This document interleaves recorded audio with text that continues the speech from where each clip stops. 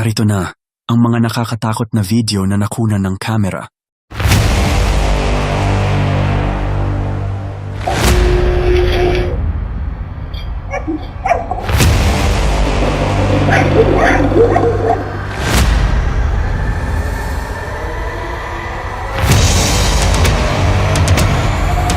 The abandoned dirty closet.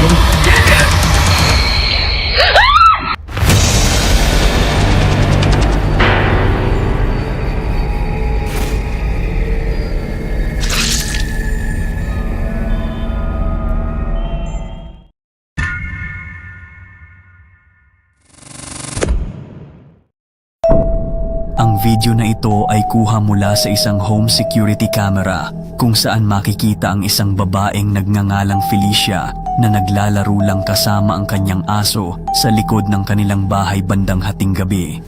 Tahimik ang gabi, tila normal lang ang lahat, hanggang sa may narinig siyang boses na nagpakilabot sa kanya.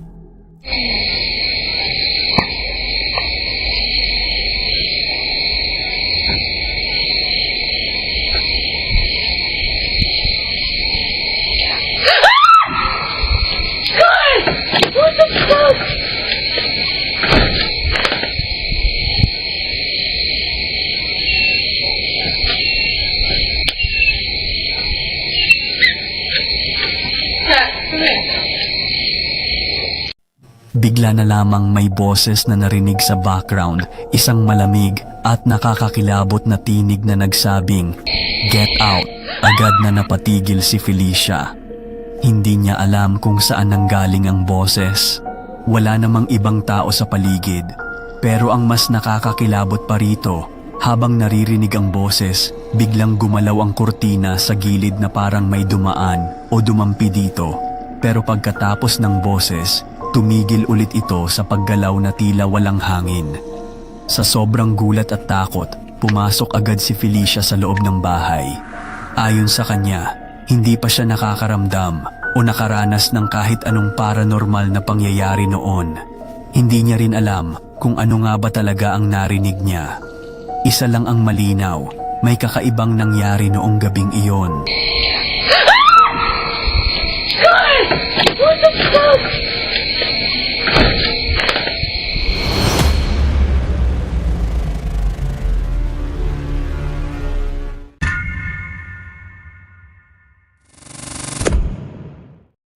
Ang video na ito ay ibinahagi ng isang babae na nagngangalang Mimi at ayon sa kanya, habang ang kanyang asawa ay nagtatrabaho ng 10 oras ng gabi sa isang welding shop, isang kakaibang pangyayari ang gumambala sa kanyang katahimikan. Bandang 10:00 ng gabi, abala pa rin sa pagwe-welding ang lalaki nang bigla na lamang may marinig siyang kakaibang ingay mula sa labas.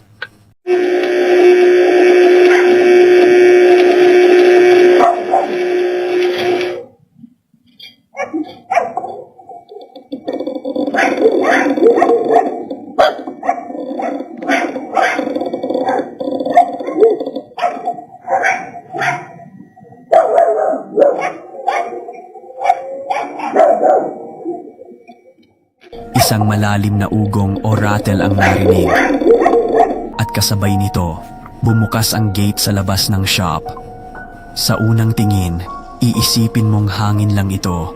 Ngunit kung panoorin mong mabuti ang CCTV footage, makikitang gumagalaw ang latch ng gate. Parang may bumukas nito gamit ang kamay. At kung hindi pa sapat ang kababalaghan, mapapansin ding tila balisa ang mga aso sa paligid. Tahol sila ng tahol, para bang may nararamdamang hindi pangkaraniwan. Pero dahil sa pagod at dami ng gawain, pinili na lang ng lalaki na baliwalain ito at ipagpatuloy ang kanyang trabaho. Hanggang ngayon, wala pa ring malinaw na paliwanag kung ano nga ba talaga ang bumisita sa kanya ng gabing iyon. Multo nga ba ito? O simpleng hangin lamang na may kasamang timing? Kayo na ang humusga.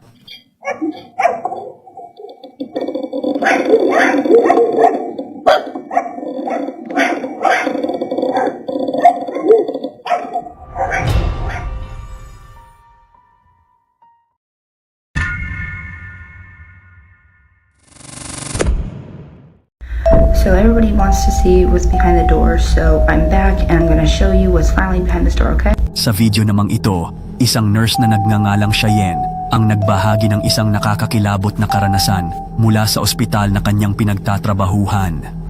Ayon sa kanya, may isang partikular na palapag sa ospital na kinatatakutan ng halos lahat ng empleyado. At sa floor na ito, may isang kwarto na inaayawan at iniiwasan ng lahat. Walang gustong dumaan, lalo na't hindi na gustong buksan ito. Nakasaad sa pinto ang isang nakakatakot na mensahe, "Do not remove, save."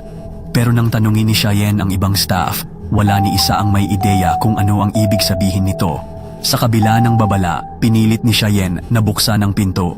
Nang sa wakas ay mabuksan niya ito. So everybody wants to see what's behind the door, so I'm back and I'm gonna show you what's finally behind this door, okay?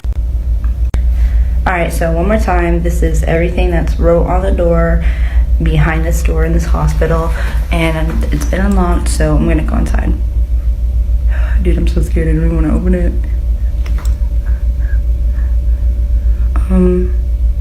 So far this looks like an abandoned, dirty closet and Tiningnan niya ang loob at doon siya napasigaw at biglang isinara ang pinto sa takot. Ayon sa kanya, may nakita siyang maputlang mukha na tila nakasilip sa dulo ng madilim na silid. Isang hindi maipaliwanag na presensya na agad nagpatayo ng balahibo niya. closet and Mula noon, hindi na siya muling nagsalita tungkol sa nangyari. At gaya ng iba pang staff, tila naging isa na rin siya sa mga umiiwas sa kwartong iyon. Ano nga ba ang lihim na tinatago ng kwartong ito? Multo nga ba ito? O may mas malalim pang kwento sa likod ng kwartong ito? Ano sa tingin mo? Comment mo sa baba. closet and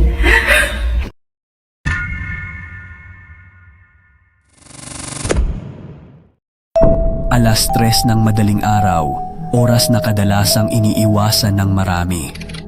Isang truck driver na nagngangalang Ken ang bumabiyahe sa kahabaan ng I-57, isang interstate highway na matatagpuan sa border ng Missouri at Illinois.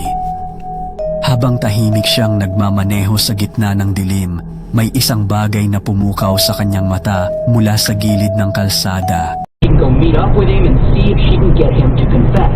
And it's a tough decision, I'm sure, but Amy ultimately agrees. She wears the wire, she picks up Chuck, and she asks.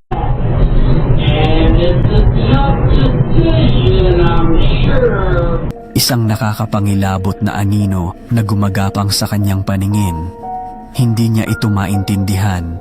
Sa tagal na niyang truck driver, wala pa siyang nakita na ganito. Kaya't sa kanyang pagkagulat at pagkalito, agad siyang huminto sa tabi ng highway at sinilip ang kanyang dashcam footage. At dito nagsimulang tumindig ang balahibo niya. Makikita sa dashcam ang isang misteryosong babae na nakasuot ng puting damit na biglang tumawid sa kalsada, parang lumitaw mula sa kawalan. Ngunit ang mas nakakakilabot, kinabukasan, sa parehong eksaktong lugar, may naganap na aksidente. Ayon sa mga nasangkot sa insidente, may nakita raw silang babaeng nakaputi sa gitna ng kalsada, dahilan upang bigla silang magpreno at lumiko na naging sanhi ng banggaan. Pero, ayon sa CCTV footage ng mga autoridad, walang kahit sinong babae ang nakitang tumatawid. Ang nakita lang ay ang sasakyan na bigla na lang lumiko at bumangga. Hindi makapaniwala si Ken. Posible ba talagang may multong babae sa highway na ito? O isang masamang pangitain na nagbabala ng paparating na trahedya? Ikaw, anong masasabi mo sa misteryosong babaeng ito? Multo nga ba ito?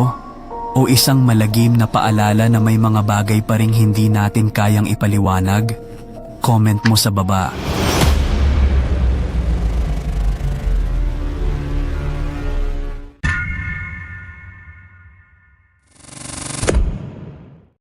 Sa video na ito, isang lalaki ang nakakuha ng kakaibang nilalang gamit ang kanyang cellphone bandang alas 10 ng gabi. Sa una, akala niya ay isang ordinaryong tao lang ito dahil tila ito ay nakasuot ng puting damit at gumagapang sa di kalayuan. Pero nang lapitan niya ito, dito na nagsimulang bumalot ang kilabot.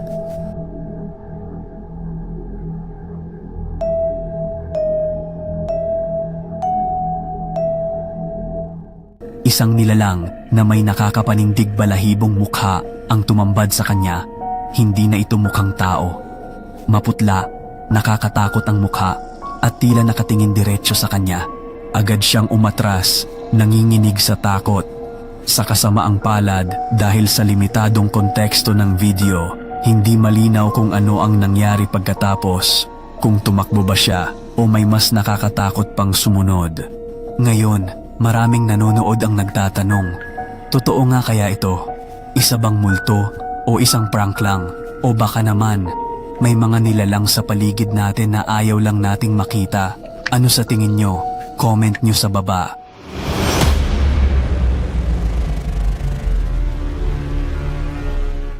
At iyan ang mga nakakatakot na video para sa araw na ito. Kung nagustuhan mo ang mga kwento natin ngayon, huwag kalimutang mag-like, mag-comment at mag-subscribe para sa mas marami pang kababalaghan at misteryo na ating tatalakayin. I-click mo na rin ang notification bell para hindi ka mahuli sa mga susunod nating uploads. Ako si Dark TV PH at tandaan, sa mundong ito, hindi lang tayo ang naririto. Hanggang sa muli at ingat ka palagi.